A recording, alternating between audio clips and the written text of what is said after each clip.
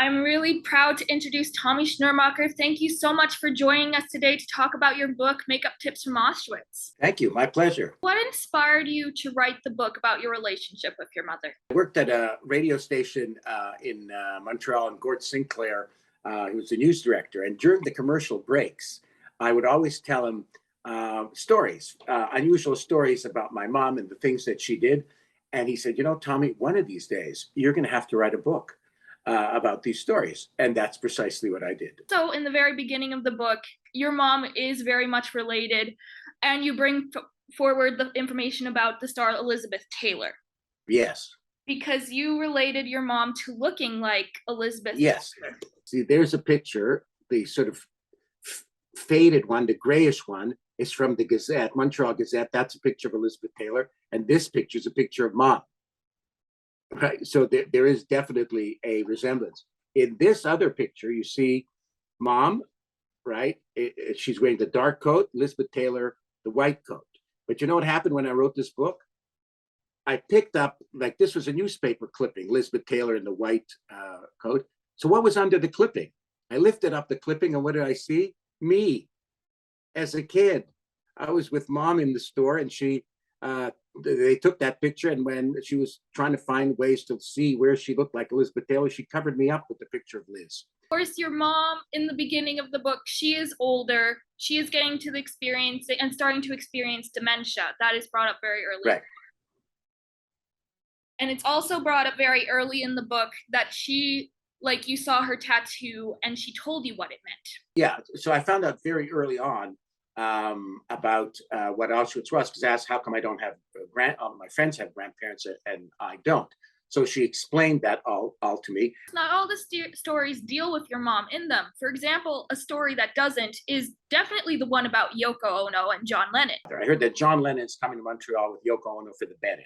So I call a friend, said, let's go downtown, see if we can see John Lennon. She said, don't be ridiculous. No point in going. There's going to be thousands of kids there. I said, well, then we'll come home.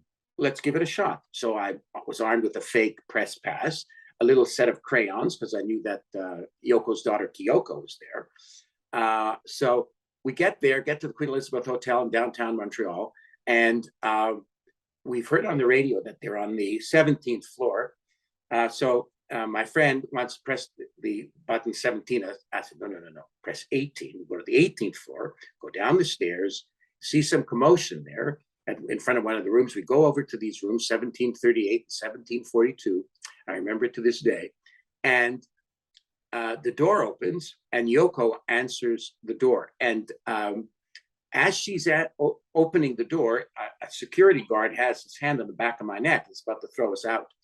And as the door opens, the little girl, Kyoko, says, can I have those crayons? And I said, well, not if we're being thrown out.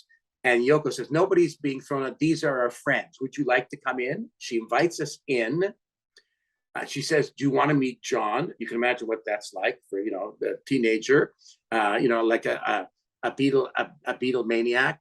What that was like. It was incredible. What do you want readers to take away from your book? Because it's very much a collection of stories that involve your mom and you, and growing up in Canada as an immigrant and relating to your mom and your mom's story. What do you want readers to take away from the book? What I want them to take away from the book is that no matter what you've gone through, what traumatic experience you've gone through, you can come out the other end, and there's a lot of excitement that is still there at the other end, and lots of wonderful experiences to be had despite the trauma. That there is life, and there is pleasure, and there's joy after trauma, and that every now and then you need a bit of guts and a little chutzpah to do something maybe out of the ordinary, or to think out of the box. That thinking out of the box is okay. What has the overall reaction been from readers who have read your book so far? I think they've really enjoyed the stories. They found them very, very entertaining and amusing. And they said that they really felt that they knew her. Like by the end of the book, they felt that they really knew my mom. And a lot of them said, I wish I'd had a mom like that. And a lot of them were very moved by the the intensity and the closeness of the mother-son relationship. My mother, whenever I'd visit her in her elder years, when she was in the retirement home, she'd always end our visits by saying, "Have a good life. Have a good life." Well, thank you so much again for joining us today. Thank you. Thank you very much. Thank you. It's been an absolute pleasure, Sarah. All the best.